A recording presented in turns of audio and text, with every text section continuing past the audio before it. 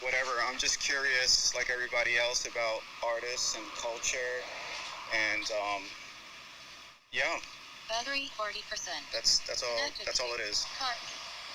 Can I just want to shout out Slick too. I know that you almost didn't make it, but I'm so glad you're here, Slick. Have you been to all 10 in Hawaii? This is the first. I think I've been to 9. The first one, yeah, I missed. Not bad. So yeah, I'm 9 for 10. You've done ones at. Were you at Worcester? I want to say that you were at Worcester, right? Yeah, I was sick because I got the opportunity to do one of the Slick Smile, like happy faces, those faces, and Worcester, and then that's where the original Smiley was, I guess, first conceived, and yeah, big up to Worcester for all the love, and yeah, it was an amazing experience. Yeah. I've heard funny stories about like the backstory of the smiley face, even like with the big yellow wall that you guys did. Was that in Hawaii last year, or was that Worcester? No, I did do a big smiling aloha out here. Yeah, I did. What was the backstory of that though? Didn't like the owner of the building want something more happy, and when he saw your first sketch? No, so yeah, the original one was in, I think it was Kobe. It was a Pow Wow Kobe, and yeah, my original concept sketch for that building, which I thought was kind of cool, which was the Escher style. I was inspired by that Escher drawing of the hands drawing each other. Oh, yes, a classic. Yeah, I was gonna do that one on the Kobe wall, and I don't know if it was because the arms look like they're kind of chopped off or what, but for some reason the building owner felt it was too dark, and they go, yeah, it's really dark, okay, can you do something happier? And and so that Kobe wall was kind of like that was like my fuck you wall to the owner, I was like, is this happy enough for you? And it was just totally. like a joke. Yeah, but it's kicked off an entire sort of like vibe all its own, and brought a lot of smiling faces, peering on and looking at it through the years and stuff you, the product you made, and it's pretty dope. So yeah, thanks, Dave. Yeah, so yeah, it was just funny that how the irony of like what it was more like a fu to the owner, and now it's and then during the course of that process of doing that wall, I saw how much joy and happiness it kind of brought people in that neighborhood, and people walking by and would see this big smile on a giant building, and it just I knew my work like moved people, but just to see somebody like smile like that, it was just kind of cool. And I was just like, you know what, that's kind of rad, especially in a place like Japan where everyone's kind of like they don't show their emotions too much, and they're kind of they're straight faced, and to see some people like just laughing and looking up at the wall, like it was really something. Yeah, seeing the emotions come through like live and direct must have been pretty cool. And it's funny that like it started off as kind of like a fuck you, but it ended up working out in your favor. It's cool. What are you working on these days though? It's like I know that you had done another toy, right? Is this the figure that's in your PTR right now? I'm actually working on a leftover salad right now, but no, dude. Wait, do we have a figure out right now, or what? Wasn't it? Didn't you release something with Gondek? I saw like a. Oh yeah, the Gondek thing. Oh yeah. Oh yeah, that thing. Yeah. So that was just a one-off. Yeah, because and I don't really like to do those things that like custom one-off toys.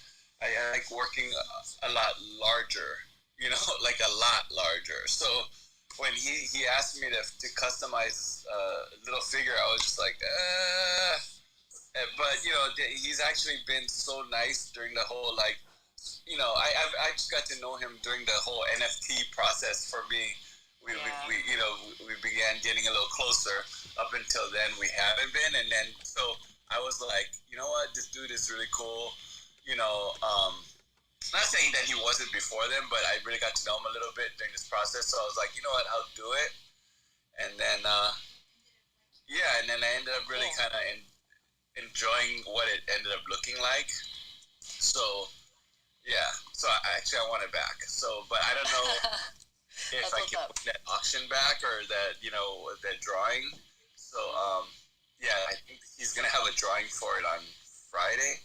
So I'm going to try and see if I can buy some tickets. But I don't know if that would be weird if I end up winning it back, you know? But where like, is it on a website that people could bid on it? I just want to, like, make it available. Yeah, I think he said the tickets are like $5 or something. And it's like, you know, and it's going to be off, I think, mattgondick.com. Okay. That's rad. I didn't realize it was a one, like, it's a one. Cool. So, yeah, I took his, somebody took a happy face paintball and just blasted it in Mickey's face.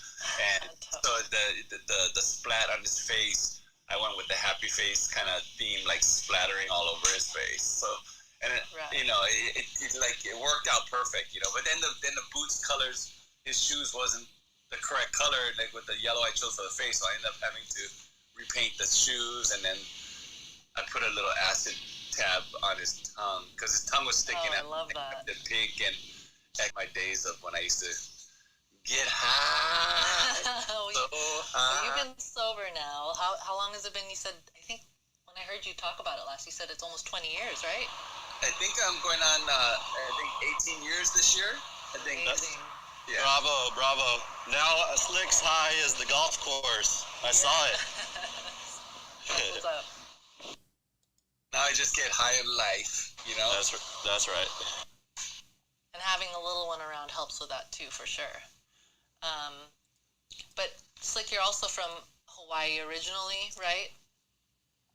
Yeah, so what's really special about these powwows, I always looked at it as a chance to come back home, you know? This is my hometown, you know? I mean, LA is my second home because I moved there when I was like 19 or something, and but Hawaii will always have a special place in my heart, and I have family and, you know, childhood friends here, so powwows I was like, yes, you know, let's go home. So this one, this powwow in particular is just so epic. I mean, in the sense that you got to think that growing up as a kid, you know, we go to the Bishop Museum, we take tours over there, and I just remember, you know, as a child, you know, learning about Hawaiian history and learning about the kings and of the islands, and you know how it all came together, you know, and to think that fast forward 40 years later, I'm in there painting graph, or you know, when we were on Chinatown set on there, it just like it was so surreal, you know, and I think I don't know if it was Mayor that asked me or something. He's like, you know, would little Slick have even ever think that he'd be in the Bishop Museum like bombing it up, you know? So it's just.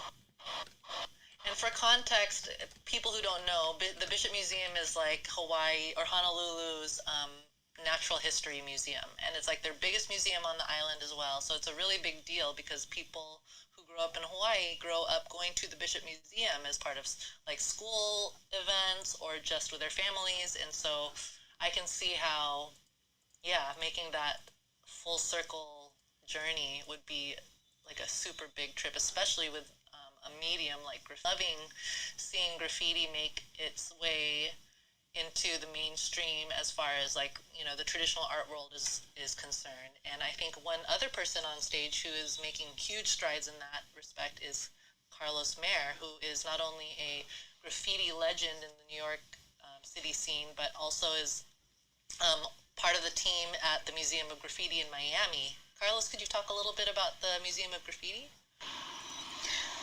Yes, hi, and I just want to first acknowledge Pow Wow and Jasper and the Bishop Museum and Hawaiian Airlines, all the people, all the sponsors who really made this happen, contributing to our dream and this kind of far-fetched idea to bring everybody to Hawaii to paint graffiti in a museum. So it's kind of in a weird way just serendipitous, right? Because I'm part of the Museum of Graffiti in Miami, which celebrates the culture of writing, right? Of graffiti style writing, and as we celebrate the culture and heritage of writing, because we see it as heritage, the parallel of being at the Bishop, right? It's extending heritage, and of course, Slick and his peers out here are part of that heritage, Hawaiian heritage that connected to hip hop and graffiti, and managed to take it and the Aloha spirit and the South Bronx spirit, the New York spirit, the LA spirit, and push it forward, right? Because it's interesting that this year, 10 years, right? 10 years worldwide, to the world, right? From Hawaii. So it's not just from Hawaii, it's, bringing me on, from Miami. It's special to share that as well, because as a young museum, we celebrate, writers who are also muralists, and we have a lot of muralists that we advocate for, and so the lines between what is mural art and graffiti art, we make a distinction, but we celebrate like you guys do here, in balance, right? And for the community. So as education, so big up for this. That connection to the Bishop is huge. I have to underscore that. That's really huge. It is. Yeah, I mean, So special. I really tripped that. I mean, even the fact that, like Mayor, I can honestly say is one of the early inspirations, for me to even go this path with using spray paint as my medium, was, the style wars, and that was so influential. And now he's like one of the homies. Like it's just amazing how 100%. what graphics just brought us all together. And yeah, like who would have thought? Like I mean, he must trip like when they were starting to paint on trains. Would he be on the beach and in Honolulu, like talking about actually, if you PTR, you could see a picture of Mayor on the beach right now. I just snapped that photo. That's what he's looking like. I love it. Guys, I love what How do you PTR? I have no idea. If you hold the little picture of yourself in the upper left-hand corner down, it'll pull up your camera roll, and you can pick a picture to make your new photo. I'll show them. Yeah. So, okay, one thing that I brought up at the last talk when Jasper was on stage was how excited I am that he included like that graffiti scene in the exhibition at large, because it's just like, not only is it beautiful, but it brings in graffiti into the world of street art. For the mainstream may not understand like street art, quote unquote, connection to graffiti and the foundation that graffiti built for street art. And so I love that they really included it and put a really bright spotlight on it. Well, in this exhibition. I think I feel like graffiti and powwow is a lot closer hand in hand than he thinks sometimes, because I know he pulls a lot more toward the street art side, and I know he battles with this as well, like trying to balance getting walls for artists and including graffiti writers. And some graph writers are like more like letter purist, where they want to do more like, you know, traditional letter type of murals, and him trying to showcase some of that is difficult because all these store owners with the walls, they all want the, you know, they want the characters of the beautiful portraits and things like that, and so yeah, I know that's a battle for him that, you know, that he has to deal with like every year, you know, and trying to show love to the writers and stuff. Not even every year, but like every event that he has worldwide. I know that's a struggle. So but that's why I'm so happy that he included it in the museum exhibition, because for sure, it's exciting. Yeah. And I also, one other thing I love that Jasper does at every powwow, whether it's in Hawaii or elsewhere, is that he includes local artists and people who may not have the big names that, you know, some do, but like it's just nice that he includes, you know, people locally as well, and you know, makes it a priority also to like learn about the culture locally as well, and of course bring in international artists to do their job. But I mean, there are a lot of local artists on this bill as well, like Edwin Ushiro, you're from Hawaii, and Kapachi is based in Hawaii as well, right? How are you guys doing? Thanks for being on stage. Thanks for having me. Yes, Edwin, I love your work. The lighting, the way that you use lighting and the colors is so beautiful. Oh, wow, thank you so much. Can you tell us a little bit about like your background and how you became an artist? And I know that you've got a print drop coming on May 20th with the People's Print Shop, so I wanted to highlight that for you as well. But how did you start off as an artist? I've always been drawing since I was a kid.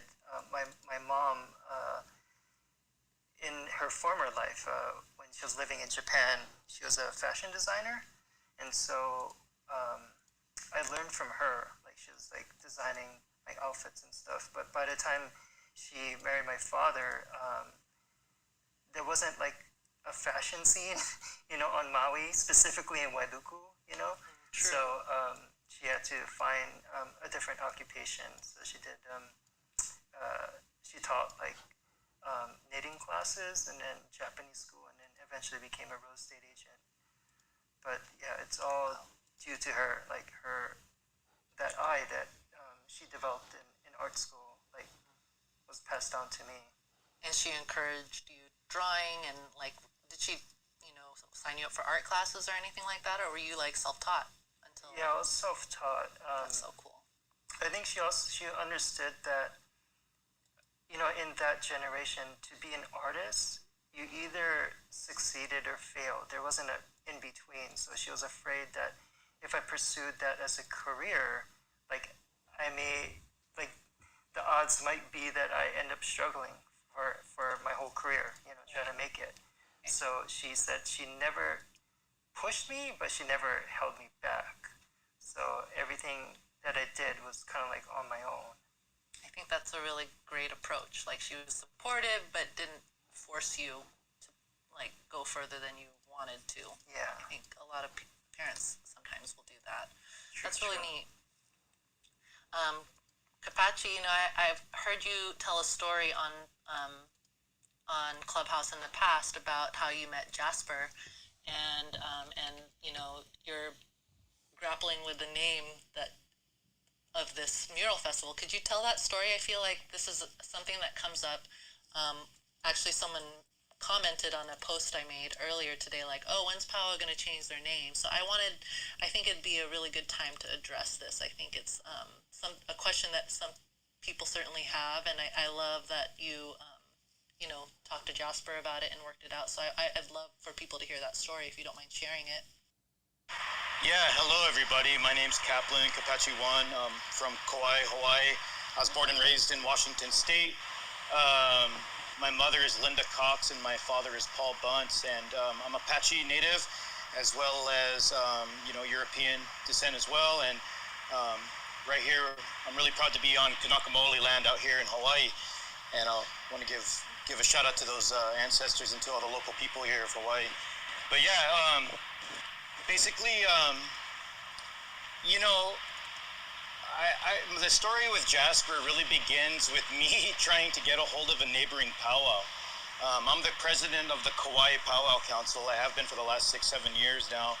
And basically, I made it my goal to unite the powwows. I wanted to like make it to where there was more unity, because before I came in, you know, there was a lot of like shit talking back and forth and like whatever, native shit, you know what I'm saying? And I wasn't down with it. I didn't want to be a part of it, and I wasn't like, you know, prepared for that. So I looked them up. I Googled the neighboring powwow, Googled them, and Pow Wow Hawaii came up, and I was like, wait, what? Like, what's up with this, you know? And so saw it on Instagram. I was like, man, it's dope, but man, it's definitely a cold case of cultural appropriation, no doubt about it, you know? And so, you know, I got on the Instagram, I got on a post, and I just said, you know, hey, man, I hope you know that I don't even messages, but I was just like, hey, you know, just so you know, this is cultural appropriation, and there's an active powwow community out here, a Native American powwow community that's been out here for over 30 years, so, you know, you might want to think about that and maybe think about changing your name, or I don't remember exactly, it was so long ago, but anyway, something like that. And then I actually copy and pasted the definition of cultural appropriation, just so that you know, the people were clear of what it was, what I was talking about. And you know, back then I didn't know Jasper Wong, and I didn't know any of the artists. Honestly, I wasn't like a fan of street art or muraling, or you know, I wasn't doing that. I was mostly just being a father to my two daughters at that time, and you know, living the Kauai life of surfing a lot and being active with my powwow, and you know, being active in the community. I was coaching soccer and doing track and shit like that, and so you know, I was out there. And so anyway, man, it was like a long time later, I got a call from a guy named Craig Stone. Craig Stone's from Long Beach, and he's the professor of Native Studies out there. And powwow had been coming out there for a year or so, and they were planning on coming back. And Craig was informing me that the people of, you know, the Native people there, that land, were upset about it, and you know, they were thinking about taking some actions against it, like a protest or some sign waving or something like that, or you know, doing like a online campaign speaking out against it. And he was asking me what I thought about it, and I was just kind of like, you know, yeah, it's cultural appropriation. What is the right way to approach? What I do know is that in our tradition, in the powwow's tradition, we're about unity, first and foremost. We're about bringing people together, you know.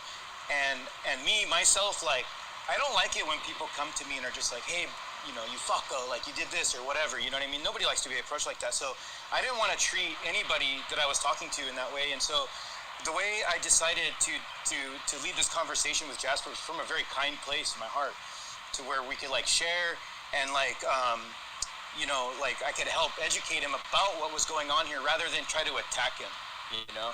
And so we called Jasper up and he answered. We called him on three-way. And of the powwow, yeah, he answered. He answered, and I think we were quite surprised that he answered. Brother, you know, we're not coming to attack you. We're not coming to put you out there like that. We just want to talk. You know what I mean? We want to talk, and we want to share about what powwow means to us, how important it is to us, and you know what this tradition is and where it comes from, and the story of it. And we shared those stories of where powwow is and what it means, and the roles and the positions, and what the dances are about and everything. And Jasper was very kind, and what he did a good job of is listening. And he listened, and you could tell that what he was taking, he was really considering what we were saying. And it took me just a little while to be like, okay, there's something really special about this human that I'm talking to. I couldn't even see him, you know what I mean? But I could tell there was something in his voice that was very special. And you know, Jasper shared with us his story about his family and about how they experienced racism in the United States and Canada, and that's something I could identify with. You know, that's something that I experienced also by growing up on the mainland. And you know, I don't know. I felt a commonality in the things that he was saying about what he was trying to do for the community, what he was trying to do with his life. You know, right? You felt understood. I totally understood, but I felt understood, but I also understood him. And you know, Jasper, he's got like a certain cadence with his voice. You know, he's got a certain way of speaking, and it's very measured and calm, and it kind of draws you in. If that fool started a cult, man, I'd be like signing up right away. It's funny you say that though, because that's true when he's being serious, but when he's being funny, Yeah, yeah. Different story, you know. It's a different, yeah, Yeah. of course. But anyway, so by the end of it, what we talked about is like, hey, maybe just moving forward, let's keep the discussion rolling because, you know, I only speak for myself. I don't speak for anybody but myself. And, you know, I do want to like be just, you know, saying, okay, it's all good, brother. You know, now we're gonna sign off on this for you. You know what I mean? Like, Totally. it takes our whole community to make these decisions and make these conversations happen. That's a big job. So I invited Jasper out to our powwow, and I also said, you know, why don't we do like, you know, I'll reach out to some artists that I know, some native artists, and maybe try to include some native artists and continue this dialogue. You know, and so that was the plan. And Jasper came out to our powwow, and you know. We have people from all over the country. We get anywhere from 3,000 to 5,000 people that come to our powwow from around the world, and it's a pretty big one. It's actually we're the smallest island, but we have the largest powwow. That's awesome. We take really good care of our people. You know, we really bless them up. Everybody's treated like family, and that's what we did for Jasper. Jasper came over. We treated him like family, and you know, he got to sit with our elders and learn from very respected people within our community. People like ALLI he's a Navajo. Powwow song. This guy knows thousands of songs. And he got to sit down with. We all loved him. Everybody loved this dude. You know what I mean? Like he wasn't just there sitting down. He was cutting vegetables in the kitchen. You know, he was going on store runs. Right. He like, you know, he was really getting down with us. You know what I'm saying? Like, and then it felt genuine too. It felt genuine, yeah. And he came to Sweat Lodge with us, and there's no fake in that ceremony. There's no fake in that ceremony is gonna humble your ass. That ceremony, and you know, that weekend is when I received my Eagle staff. Carrier for Hawaii. So if we're going into a procession, if we're going into a parade, or not a parade, but like our powwow or whatever, I lead the way. I just carry the flag. You know what I mean? So I'm out there in front. And I love to hear that Jasper like really dove in